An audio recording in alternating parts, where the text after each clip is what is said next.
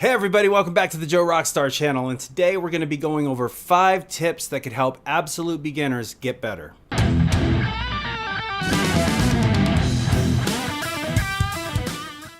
Alright, before we get started, I'd like to set a few ground rules. So first of all, this is not everything a beginning rider needs to know. I'm assuming that you already know things like the basics, how to operate your clutch and your throttle to get the bike moving.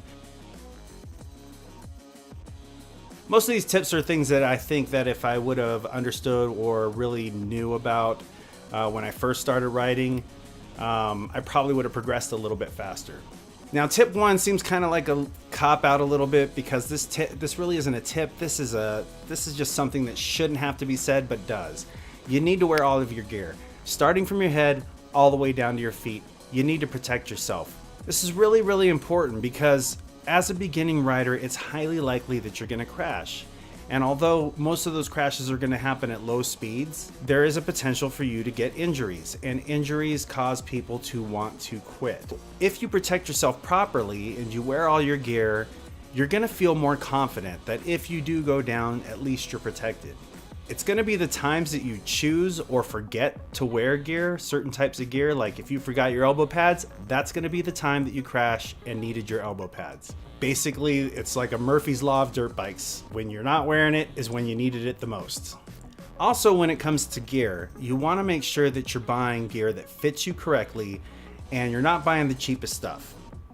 Now, there's a lot of cheap gear out on the market, but in reality, a lot of that gear is not going to protect you. And I will tell you right now, I would not try to save money.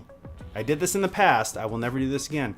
I'm not going to try to save money on the helmet, the boots, or the goggles. Those are just 3 things that I'm not going to try to save a couple bucks on. All right, tip number 2. You need to ride as often as you can. So you could watch YouTube videos like this one, and you could watch ones from much better riders than me who could tell you all the secrets, everything they know about riding. It's not going to make you a better rider. This will feel a little weird.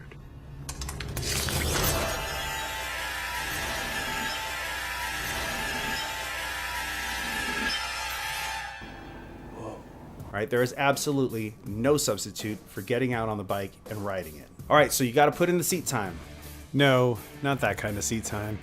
First things first, you're gonna need to get familiar with your controls. How they're positioned, you need to position where they're comfortably set. One thing that a lot of people overlook when they're setting up their handlebars or their controls is they set them up while they're sitting down. And if you're doing dirt biking right, you need to set them up for when you're standing up, okay? Where are those controls when you're standing up on your pegs in the attack position? Once you get your controls in a position where they're comfortable, and some people say straight ahead, maybe tilted a little bit down. I like mine tilted just a little bit down, and they're easily reached and comfortable to grab. The next thing you want to work on is clutch control. We're talking about working your clutch and your throttle in unison. If you find yourself stalling out a lot, you probably don't have very good clutch control. Clutch control is really important because it's going to come into play when we start getting into the more technical aspects of riding. When you're crawling up rocks, when you're going up hills, things like that. If you just let that clutch go and just forget about it, take your finger off and you're just riding along with no finger on the clutch and you're not feathering or anything like that, it's going to be much more difficult to keep the bike under control. Your clutch is going to add and remove power to that rear wheel. When it comes to going over rocks or doing hill climbs, you're going to want to be able to add and remove power to that rear wheel constantly. And if you're not controlling the throttle in concert with your finger on the clutch, you're going to stall your bike out a lot. All right, so when it comes to clutch control, what I like to do is when I want to remove power from the back wheel, I will start to pull the clutch in and you'll hear the engine start to rev higher, and then I will start releasing the gas. This happens very quickly and almost simultaneously, but that is exactly what I'm doing. Clutch first, gas released. When I want to add power to the rear wheel, I'm going to start adding the gas first, just a little bit, okay? And then I'm going to start letting the clutch out. My finger never leaves the clutch. At least one finger is always on the clutch. One really big thing about this when you're getting to know your bike is you're gonna need to learn how the bike responds in different situations. And what I mean by different situations is really different types of terrain. One of my nemesis when I first started riding, when it comes to terrain, was rocks. I hated rocks. I couldn't stand riding on rocks. Next up would be sand. I couldn't stand riding in sand. And the reason for this is because the bike actually responds differently in rocks than it does on normal ground. It responds differently in sand than it does in rocks, and different than it does in normal conditions. And what this does is it changes the way that you ride depending on the terrain you're riding on. An example of this would be now when I ride in rocks, I like to lean a little further back out over the back fender and add a little bit more gas to get that front end light and go through them fast. This seems counterintuitive. Most people want to slow down when they're in the rocks, but you need to be standing up, leaning back out, and keeping that front end light, because you don't want that front end to drop down in between the rocks. You want it to kind of just float and tap the rocks, and you glide right over the rocks with your back wheel. The minute you let that front end get a lot of weight on it and drop down into the crevices between rocks, that's when you start to get into trouble. Where you've got a really sharp-faced or flat-faced rock and your front tire hits it and you kind of just come to a stop, you stall the bike out, fall over, all that good stuff.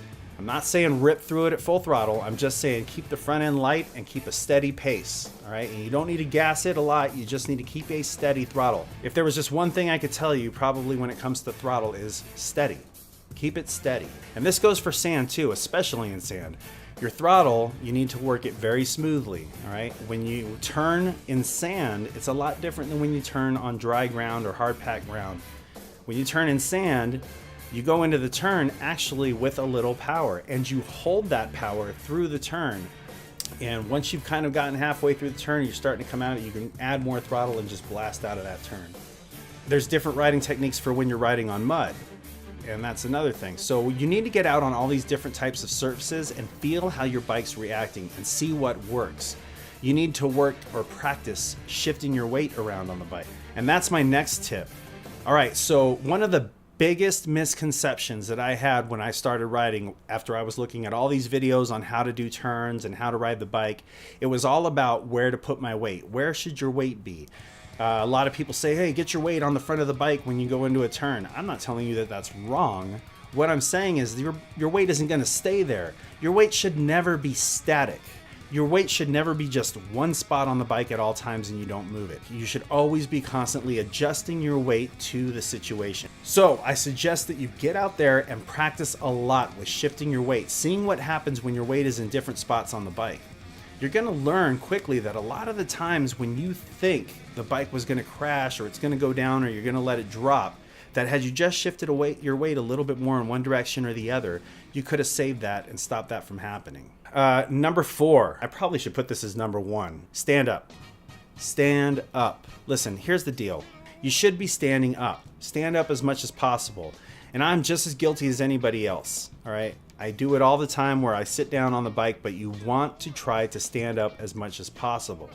When you're sitting down, all of the forces that your suspension doesn't soak up, which even if you have a really good plush suspension, your bike still is going to soak up some forces from the G forces of hitting rocks, G-outs, ditches, whatever it is. Your bike's soaking up that stuff and it wants to transfer it somewhere. And where is the seat going to transfer it? Right up your spine. I see this all the time and I'm amazed because I consider myself a very inexperienced rider, and I see this with in races, some of the other riders who I know have had to been riding longer than I have, sitting on their bikes going through rocks, and they're bouncing all over the place. And when you're bouncing all over the place, you really don't have a whole lot of control. If you're bouncing so much that your feet are coming up off the pegs, you're squeezing tight with the handlebars, just trying not to go flying off. That's not how you want to be. You want to stand up on your bike. And the reason is because when you're standing, your knees and ankles can take up some of that shock that would have got transferred right up through your spine. And you can keep your head and shoulders level and straight. You can kind of maintain stability. If your head's bobbling around and your shoulders are bobbling around and your back's bobbling around, your feet are coming off the pegs, you're going to lose control quickly and you're going to probably crash. When you stand up, you want to stand up with your knees tightly gripping the bike. Kind of want to point your toes in a little bit. You don't want to exaggerate this and have your heels hanging out to the sides. Just kind of point your toes a little bit inward and squeeze tightly with your legs on the bike, because this is what's really holding you on the bike. You know, it's doing most of the work. Your hands really shouldn't be. If you are trying to hold yourself on the bike with your hands, what ends up happening is your forearms and your hands get exhausted. They start to cramp up, and then before you know it, you're exhausted and tired. You kind of want your arms to be a little bit loose and relaxed. You want your elbows up high, but you want to be kind of relaxed. You want to be in a position where your legs are gripping tightly, and from your hips, your knees, your hips, your shoulders, your arms, you've got lots of room to move around. Don't want to be tensed up. You don't want to be tight. Now, as the bike reacts underneath me, if it gets kicked to one side or it gets kicked to the other, or the back end gets kicked up or the front end gets kicked up, I can soak all of that movement in and let the bike move around all at once underneath you. You don't want to be tensed up tight, hanging on for dear life and not moving your body. Let's talk about why people sit down a lot and don't stand. I would say the number one reason is that people who are shorter can't reach the ground already when they're sitting, and standing up kind of makes them a little bit more nervous. It actually puts you higher up, so it can be a little scary in some situations. Probably the next biggest reason people like to sit down is because they're exhausted. And then finally, there's people who just can't control the foot controls when they're standing up. From the standing position, it gets kind of difficult to get your foot under the shifter and shift. So you should practice that. Practice that as much as possible. You want to do the same thing with your brake. Try to brake while you're standing up. All right, and number 5, this is my last tip. Number 5, you're gonna crash, okay? It's gonna happen. It happens to everybody. And here's why this becomes really important. If you constantly think, I'm gonna crash, I'm gonna crash, I'm gonna crash, guess what? You're gonna crash. It is a self-fulfilling prophecy. Look where you want your bike to go, not where you think it's gonna crash. If you are looking at the spot that you don't want the bike to go because you're pretty sure that if you go that direction, you're gonna crash, you're gonna crash. If you're looking down right in front of the fender or right where the wheel is because you're like, oh my gosh, these are rocks, look at where my wheel's going, that is a horrible idea. You're gonna crash. You need to be looking ahead. You need to give yourself time to react to what it is that you see on the trails. If you're looking farther enough ahead, you're gonna see this big rock or whatever it is that you don't want to hit long before you get there. As soon as you identify something that you do not want to ride into or ride through, you are looking for the spot that you do want to ride through, and you're focused on that spot. If you focus on that spot, your body will take you there. Your bike's gonna go that way. So look where you want to go, not where you want to crash. All right, so that's my 5 tips. I hope that helps you guys out a little bit. I'd like to do a lot more of these. I really haven't done anything like this before, but I think I'm getting to the point now where I might have some insight that'll help a younger rider or somebody that's just starting out. If you were here just to criticize the tips that I'm giving other people, have fun trolling. The comment section's right down below. Go ahead and leave your comments. Tell me how much I'm wrong. Okay, so let's run back down the list. Number 1, wear all of your protective gear all the time.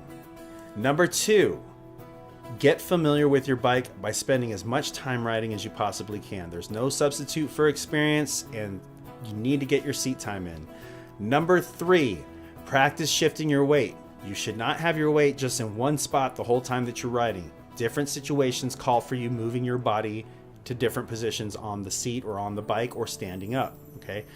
Number 4, we're on number 4. Stand up as much as possible. I know we get tired and we have to sit at certain points. It's inevitable that you're gonna sit down, but as soon as you possibly can get back on your feet, get on your feet. Riding from the standing position gives you so much advantage. Number 5, you're gonna crash, okay? It's gonna happen. It happens to everybody. Don't sweat it. Just pay attention to what you're doing. Always look ahead. Look where you want to go, not where you want to crash. Make sure you're wearing all your gear so you're prepared for a crash. Be prepared to bail out if you have to, and be prepared to stick with it. If you can get out of it, you'll be surprised a lot of the time that if you stick with it, you can actually get out of most of the things that you think are going to cause you to crash. But if you're solely focused on, hey, I'm going to crash, you probably are, bail out. So that's going to do it for these 5 tips. I didn't say these are the top 5 tips. I just said these are 5 tips. There's a lot more out there when it comes to riding dirt bikes, but these are 5 things that I thought were really important to share with you at this time. and hopefully I can get one of these videos done again soon. All right, so thanks for watching, guys, and we'll see you next time.